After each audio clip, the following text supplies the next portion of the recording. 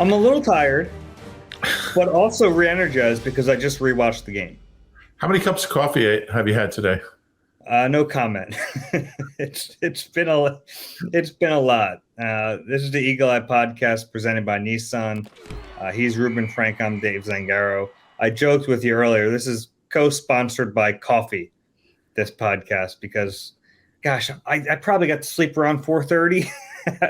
And it was a quick turnaround, but we wanted to do another podcast today because last night it was his coffee shop this morning. Yeah, it was such a brief podcast last night, and we didn't really have a chance to let anything settle in our brains. So we figured we'd yeah, not that it has by now either, but there was so much to get to last night and we didn't get to all of it. So we wanted to do it again. So we're just going to do the same podcast again? Maybe. No, a lot of the themes are going to be similar, but I really just wanted to get back on here and talk about Jalen Hurts. And I'll get to some of my other notes from the rewatch, but he was even better than I thought live. Yeah. I mean, he was almost perfect. And I don't know if he'll be able to do this week in and week out, but his ceiling might have raised last night. Yeah, I was thinking about that this morning. He's not going to be this good every game, but it's there. This level is there now, and that's where the bar is. And I think we're just gonna keep seeing the average, like the median Jalen Hurts get better and better and better, even if he doesn't hit those heights. Yeah. Because the things he did last night they're things that aren't going to go away. You know, the growth he's made, the growth that we've seen, the improvement is it's not a fluke. Look, everyone's not going to defend Jalen Hurts and the Eagles like Ed Donatel and, kind of, I'm going to say make it easy for him, but give him a lot of opportunities for some pitch and catch. But I think one thing we've seen is that there is no perfect way to defend Jalen Hurts and this offense because they can do so many different things. And there's just a lot of different ways to attack a defense. But yeah, I think I said this last night or this morning, whatever it was. This was one of the best quarterback games I've seen, and I've been doing this for a long time. When you take into account what was at stake and the team they were playing, and the home opener and the vibe in the stadium, and and then you look at the accuracy and the production and there were no mistakes. You could say the Gainwell pass, but I think it was his last pass of the game, but that was more a drop, turned into a pick than anything. It was a masterpiece, and it was a point where you're surprised when he was threw incomplete, which he only did 5 times all night. Yeah. He made even some throws just in a vacuum, even without looking at the totality of that game. Some of those throws, I'll be honest, I didn't think he could make. And there was reason to think he couldn't make them. And it's a part of his growth that, I thought he would get better.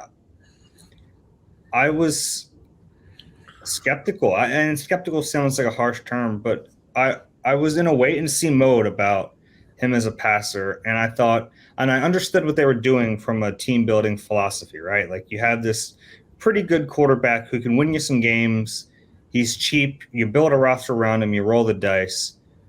But I always, in the back of my mind, knew if he was what he was last year, they'd have to cover up his deficiencies in other ways. What I saw last night, forget that. I mean, he can flat out win them games. He can take them in, and I know we're getting carried away here, but what I saw was a completely different player than we saw last year. And if he can do that on a somewhat consistent basis, this is all of a sudden a Super Bowl contender. And that's not hyperbolic at all. No, it's true because and then I mean, you need the defense to play like it did as well, so he doesn't have to put up 40 points. But yeah, you look around the league, you look around the conference, and I mean, they're as good as anyone. And look, I mean, I picked them to go 12-5. So, I mean, I was pretty bullish on this football team and this quarterback. I mean, the things we saw last night were things that we saw in training camp. Maybe not that, electrifying and that to that extreme, but I mean, as far as going through his progressions quicker, seeing the field better, throwing more accurately, delivering the ball in rhythm so guys could catch it and run with it. These are all things that we saw at a higher level this summer, that certainly than last year or last summer, way higher. So, look, I can't say I'm not surprised he played at such a high level, but I was really, really confident he was going to be significantly better, and it was pretty much what I wrote all off season was he's going to be better. It's just a matter of how much, but I think he's going to be a lot better. And I got to give the Eagles a lot of credit, and Brian Johnson and Shane Steichen and Nick. I think they really handled him well as far as bringing him along and teaching him, and I think this, and being patient with him and understanding. I mean, there was some ugly. I mean, that Giants game last year, the Tampa game, and there were some really ugly moments, and they stood by him. They stuck by him, and their confidence never wavered, at least publicly. I mean, they did have some dalliances with other quarterbacks. I don't know how real all that was. I think some of it was pretty real, but their confidence in him and their patience with him is paying off. Yeah, I and that's the thing about him, and we talked about it so much all offseason, is that everyone knew he was going to get better because he has that track record, and he's kind of a weird player in that. Like, you go back to when he first was at Alabama, he got better each year. He went to Oklahoma, got better. Rookie year got better. Second year got it's constant progression. At a certain point, though, you wonder, like, it's got to stop somewhere, right? And it was just a matter of where. And we didn't know how far last year's version was from the ceiling. It looks like there was significant room there, and I was so impressed by it. Well, because I think that it's kind of rare for a quarterback to continue to progress like that. We've seen some examples of it. Josh Allen is the most notable one, but I also think Josh Allen, physically speaking, has greater tools. So you felt like that lent itself to him becoming what he is now, maybe more so than what Hurts has in his body. And you go back to that playoff game and you think the Buccaneers put that game on him for a reason. They thought they would beat the Eagles if they put it in his hands, and they were right. So to see that turnaround in the span of a decent amount of real lifetime, but in 2 games, it's pretty impressive.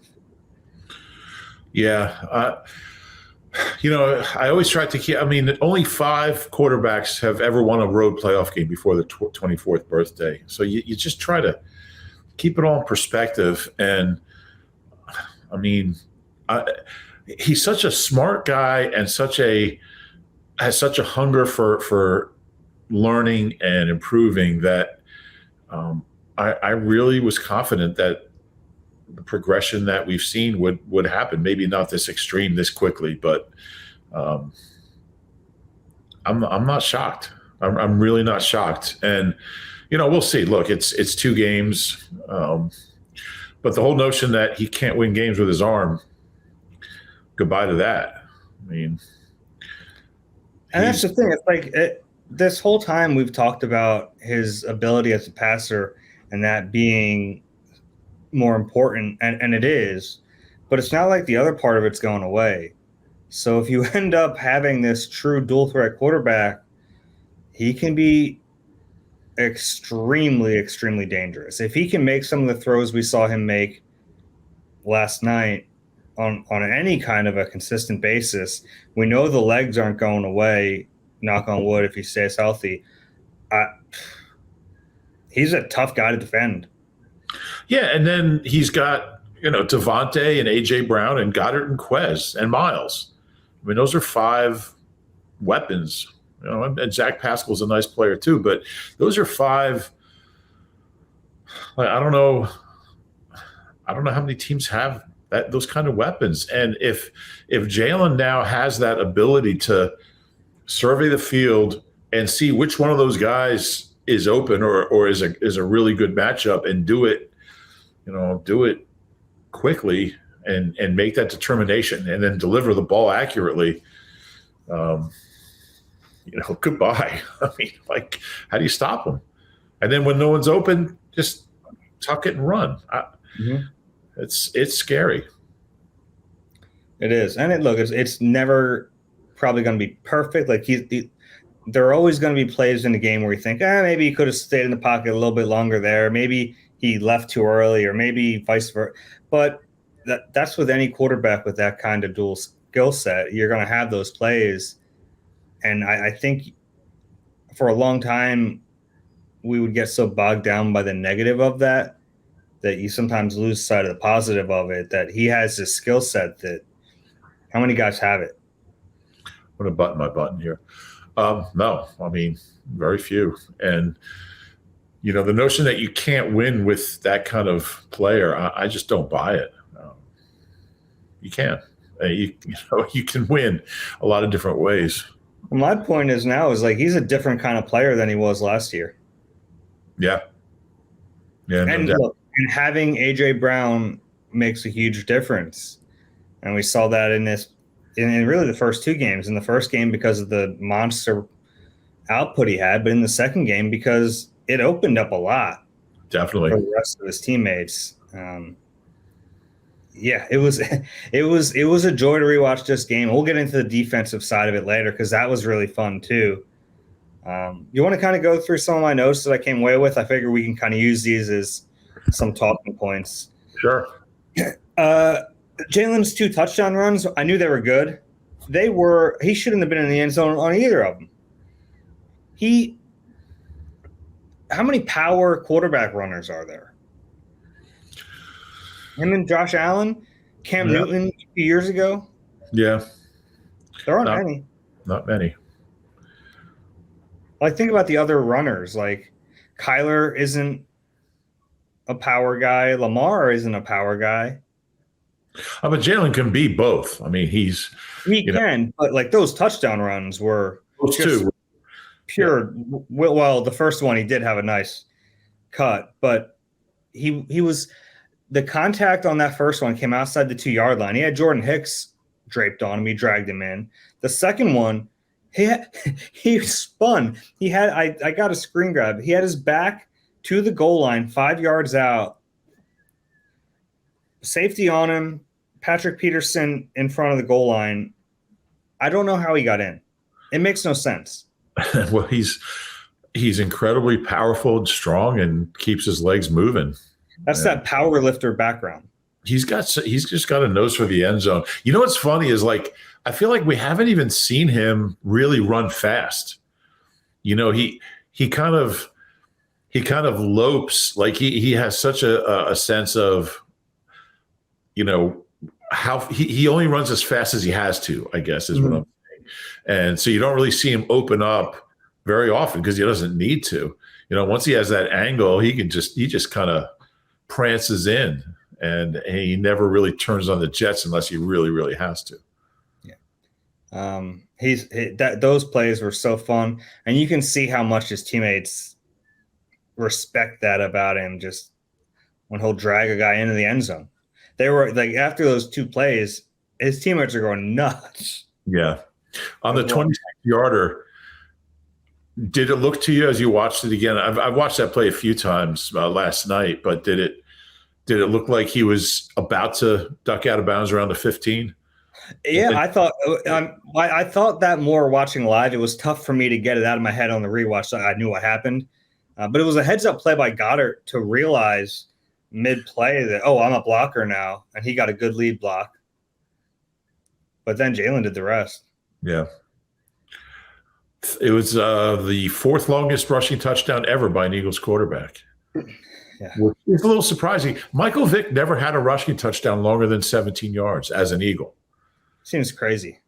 It's crazy. And he was faster than Jalen. I mean, he was faster than everybody. What's that? Yeah, we said the same thing. It was faster than anybody. He's faster than anybody.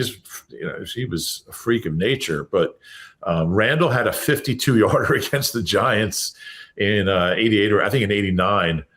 And then he had a 33-yarder. And then Donovan had that 40-yarder against the Giants in 02. And this is fourth longest touchdown run ever by an Eagles quarterback. Hard to believe Bobby Hoying didn't have one, but he didn't.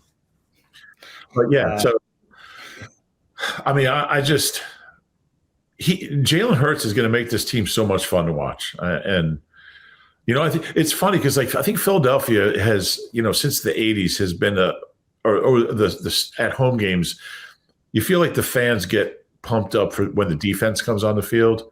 Mm-hmm. And, more than the offense almost. It's just like the Philly Eagles fans love defense, and they still do. But I think when this offense comes on the field, people are just going to be jacked up. Yeah, and they got to be quiet. Yeah, that too. Remember to be quiet. And then this O-line, I mean, we haven't even mentioned them. I thought Kelsey had a real big bounce back type of game. Wasn't his best game Sunday. He was very good. He's just so much fun to watch. There was some of these plays where he like blocks a guy and then runs down the field and blocks another guy. It's like something out of like the Roadrunner, Wile E. Coyote cartoons. Like it's just like when a guy's like when Roadrunner's playing tennis with himself and he's running back and forth. That's what Kelsey reminds me. He's like a cartoon character or something, because you can't do that. You can't just keep blocking guys 30 yards down the field. He took that to heart, and he was hard on himself after that game Sunday. And I thought he played great yesterday. He did. Today, whenever it was this morning, last night, I don't know. I have some other, and these are just random notes, so we can kind of move through them and we can stop and as much as we want.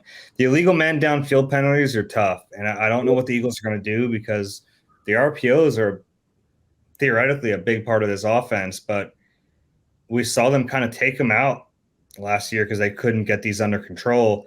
It's so tough. It feels like they're being penalized because their offensive linemen are too athletic. Yeah, that's interesting. I wonder RPOs are a great weapon, but I wonder as Jalen grows in the offense if you don't need him as much. They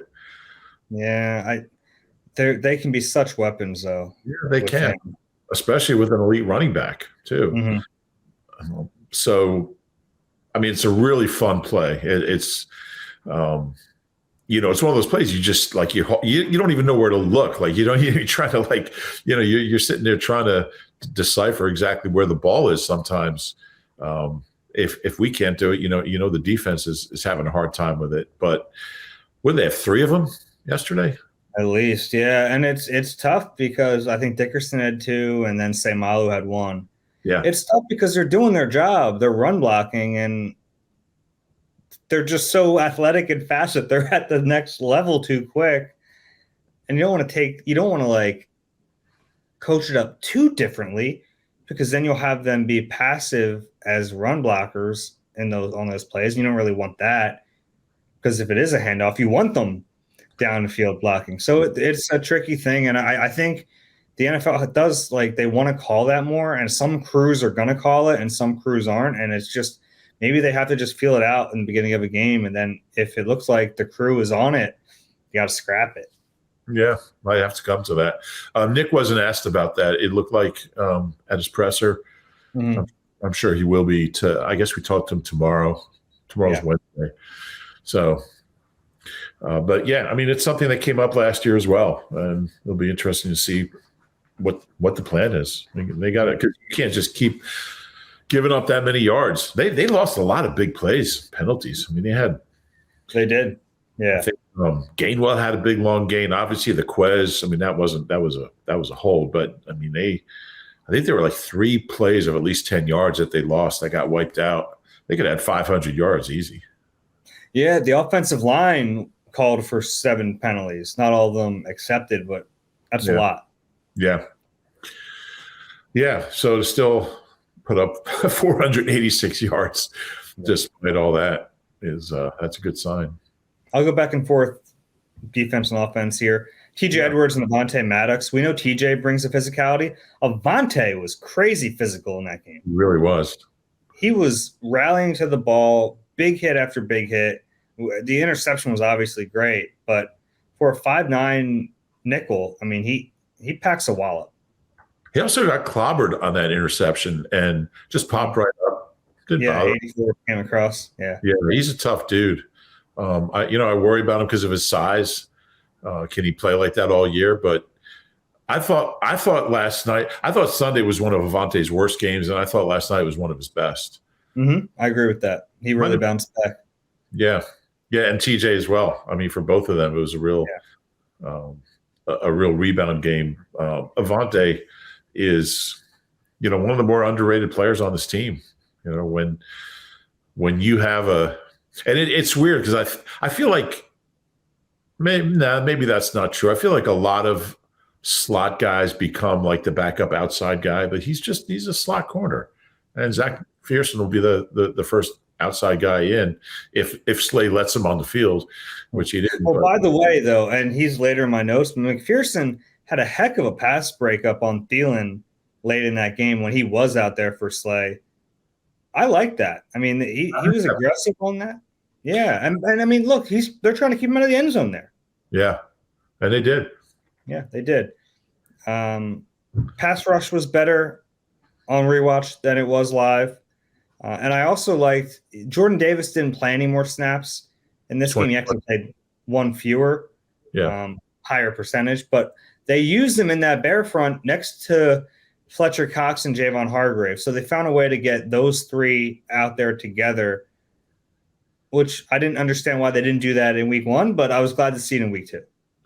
Yeah, and I think we saw that. Like, I mean, I'm really high on Jordan Davis, but I do think that there wasn't a huge cause and effect. I think he's really good against the run, but I don't think it was as simple as if you put Jordan Davis out there another 20 plays, the Lions don't run on the Eagles. I just, I think there were a lot of other factors going on, but I thought the whole D-line played great against the run and the linebackers. And I thought Hargrave is another one who played a lot better last night. He showed. Remember, he had that injury at the end of camp. Did. I wonder how much that affected him coming into the opener. Yeah. Seems like he always gets hurt in camp. Yeah, he doesn't. Maybe he likes it that way, just get some time off. Well, the first year he was here, that was a significant injury. Yeah, that was. But yeah, I thought a lot of guys played so much better. What'd you see from Reddick rewatching? He had one great play. He sniffed out a screen. He was coming on a stunt. It was a tackle end stunt. He looped inside, and he didn't get caught up in the pass rush. He sniffed it out, made a nice play. Obviously, that's not why they're paying him. They're paying him to rush the passer. He had one nice spin move. The ball was just out. And look, him in coverage is sometimes it's not going to be pretty. But I do think it's going to happen. Like the way they want to play, you're going to have to deal with that on occasion. You want to limit it as much as possible because every time he's in coverage, he's not rushing the passer. I get that. It didn't feel egregious to me in this game, though. Yeah, I think that's fair. Yeah, I mean, I thought he was more active than an opener. I did see a couple decent pressures, a couple of hurries, a couple of times he forced Cousins to get rid of the ball quicker than he wanted to, but he's still waiting for the big plays. And the we'll see what happens there. Yeah, still early, 2 games in. I'm still pretty confident they'll come for him. I am. Okay. Vikings had, I mean, they did move the football a little bit, even before the garbage time yards that, I don't care about them at all. They moved the football a little bit. 84 dropped what should have probably been at least a long pass, maybe a touchdown. So you look at the 7 and you think it could have been more, but it wasn't. The Eagles held up. Their interceptions came. They were kind of bend but don't break, but then they really didn't break. I mean, they got interceptions down in the red zone. So you give them credit, but you also think, okay, something to just remember that there were times where the Vikings got a little something going against them. Yeah, I mean, on those 2 possessions, they just had great field position, from the blocked field goal and the Hicks interception. This defense doesn't shut anyone down in those situations last year. I thought, especially a decent quarterback. I thought that times on this podcast that I just cry about complimentary football. Let me check my notes. 56. Yeah. But yeah, it was a really encouraging performance from the defense, especially in the red zone, but also inside the 30. You extended out there. There was the one drive early in the third quarter. The Vikings went tempo that gave them some fits. That's something I think other teams will try to copy. Yeah, even that drive at the end of the game, the garbage time drive.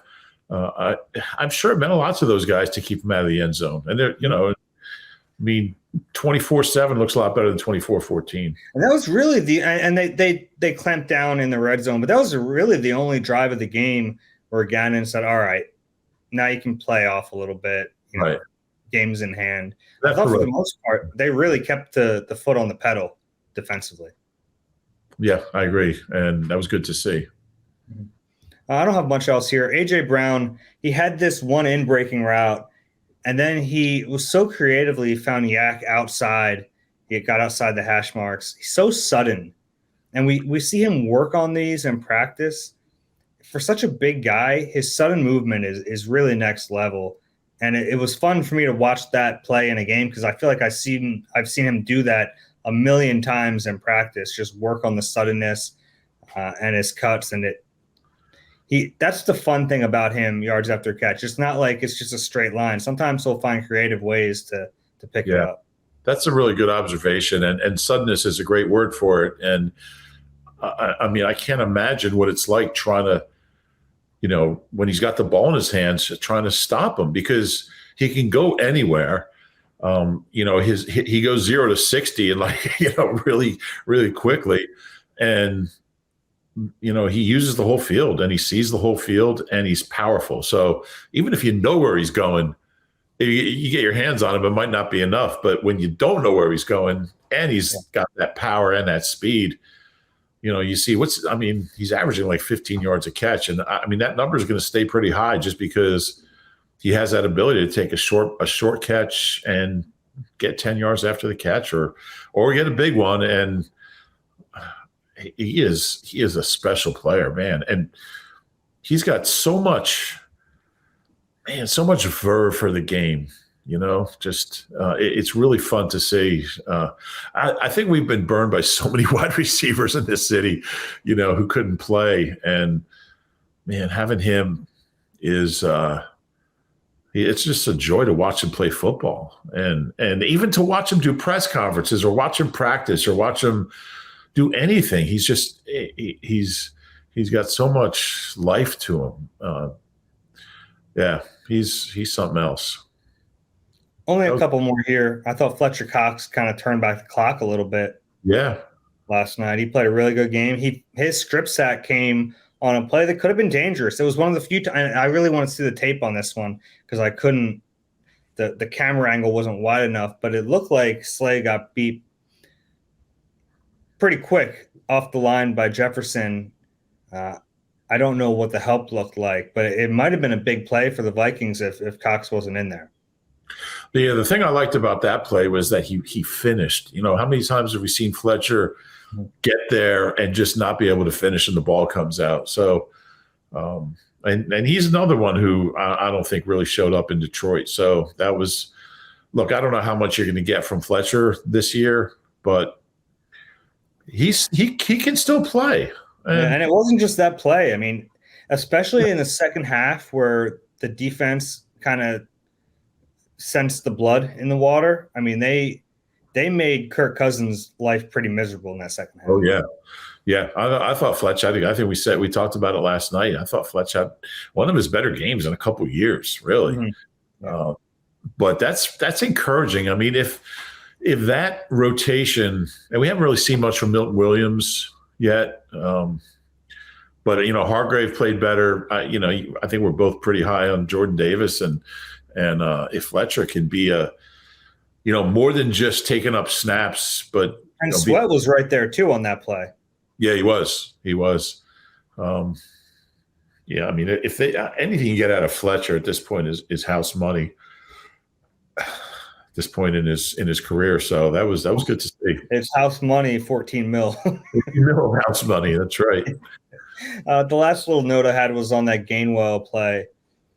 It was a tricky play. The screen was a little wonky. It's a tight area. I thought all things considered, Jalen did a good job of not firing it in there. The ball kind of got lost behind the lineman, and Gainwell didn't see it until pretty late. But he's got to make that catch. Yeah, and we saw him struggling to catch the ball all summer. Yeah. And it's a concern. I mean, it just I think he's a talented kid, but I wonder if we're going to see more Boston if Kenny struggles to catch the ball. Yeah, the tricky thing is their whole 2-minute package is with Gainwell in mind, but yeah, you don't want him to lose his confidence. You don't want to just pull him. He's a young kid but it's a tricky thing. And look, that play, it wasn't an easy catch, but it's one he needs to make. And I don't know if I love calling a design play for Gainwell in that situation, but still, like, Jalen did his best to not, like, he didn't fire it in there. He had to kind of loft it over the lineman, and he put it on his hands, And there was room. St. Malu was in the second level. Like, there was room there to at least pick up a first down. Yeah, I didn't love the call. I'm just a little skittish on Gainwell right now in a big moment until he proves he can catch the ball consistently. He's a tough runner. I think he had a big run that was called back. One of the big plays that was negated. Right now, I just have more faith in Boston Scott. I really like Boston Scott. I probably like him more than anybody, but I think he's a really good player. I love that play call on the 16-yard run, that delay draw. Yeah, it was great, wasn't it? Heck of a call. Yeah. Hey, you deserve a car that thrills you, a car that puts goosebumps on your goosebumps. At Nissan, we got everything from turbocharged SUVs to 100% electric vehicles that'll make your heart beat faster. Experience the thrill for yourself and shop your local Nissan store at nissanusa.com today. Let's talk a little bit about Jonathan Gannon, because he was, even after, it didn't feel like they won when we talked about Gannon last week. It felt like we were talking about a loss all week. A lot of concern, rightfully so, honestly. That was his best game as an Eagles defensive coordinator. Yeah, I think that, and the Detroit game, just because it was such a, look, if they lose that game, the season's over. But yeah, Minnesota's got more weapons certainly than last year's Lions team did. So I agree. To shut down both Justin Jefferson and Dalvin Cook, and I did look that up. It's the fewest yards they've ever had in a game they've played that they've both played. Fewest combined yards, 65. That was a fun one to look up. That took a while, but I just thought he had an answer for everything. And it starts with pressure, and they pressured, and he found ways to get pressure, blitzing, and with the guys in front. And when being at home and pressure and playmaking, it all kind of came together. It was, but again, I mean, a lot of it was the players, but certainly Gannon had a great plan. Yeah, well, I mean, he let his players do it, like especially Slay. He let Slay man up, and he gave him help. He gave him safety help at times, but that's why they have Darius Slay here, and that's why they pay him 17 mil is to match up against the best receivers in the league. So it was pleasing to me to watch Gannon say, yeah, like, go ahead. This is why you're here. Go out and cover their best player, and not just cover him from 30 yards downfield, but like press at times, and it was fun. Yeah.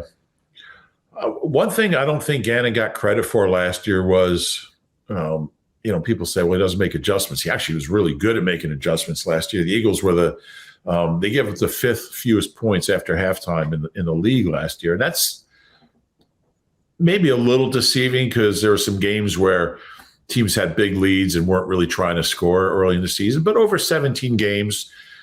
And that's actually even including that Dallas game at the end. I didn't even change the 1 through 17 to 1 through 16 in the span finder. Love the new span finder on StatHead. But yeah, I do think he adjusted. I think that he adjusted from Sunday. And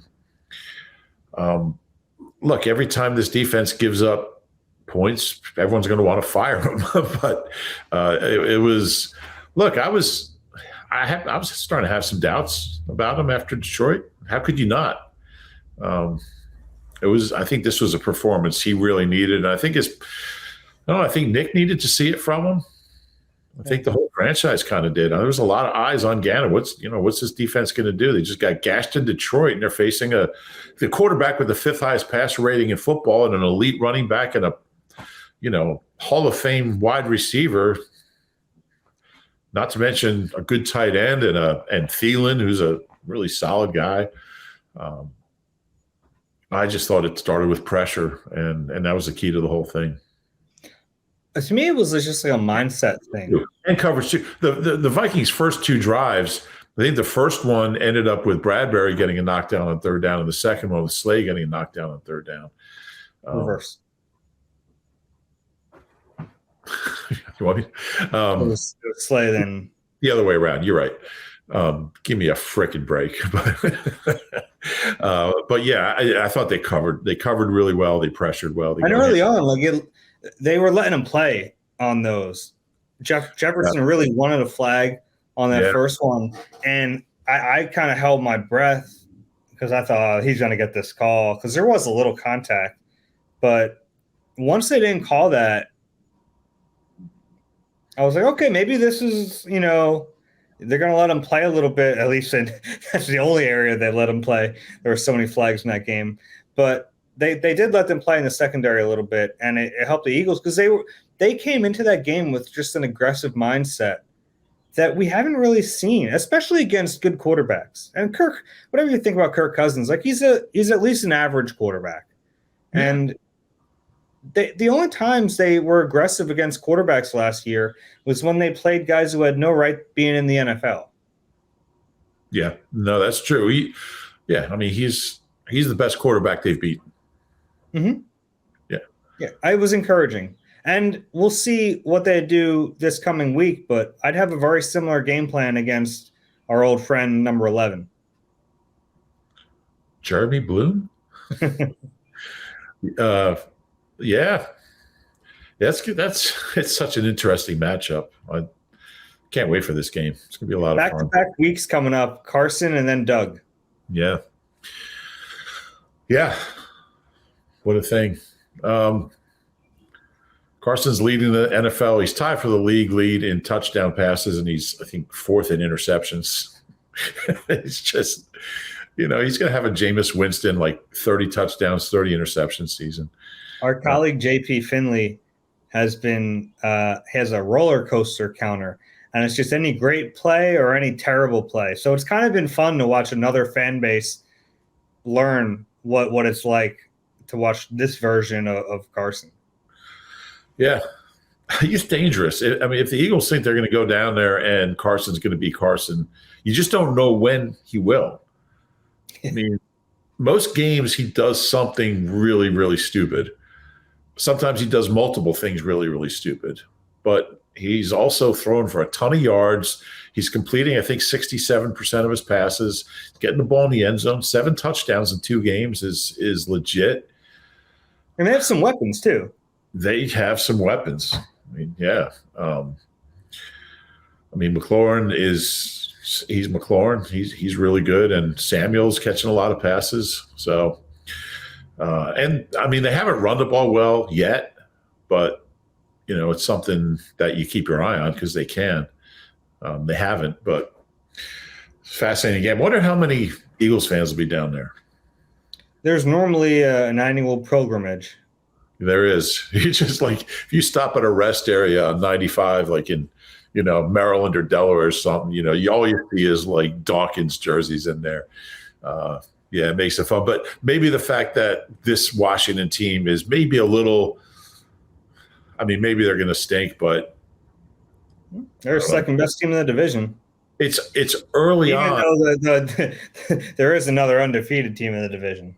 Yeah, I think that's a little fluky. We'll see, but yeah, I think so. Yeah, but maybe it's early in the season because when we go down to Washington, or when you do, late in the season is when you really see it. Because if they're like 4-11, or 3-9 or whatever, then you don't see any Washington fans. But it's early in the season. They don't suck yet, so it might be a little higher percentage of Washington fans. Maybe fewer of them will sell the tickets, but there's always at least 20 grand in there. Yeah. I mean, that place is so big anyway. What do you get, like 90,000 in FedEx? Yeah, and that dump.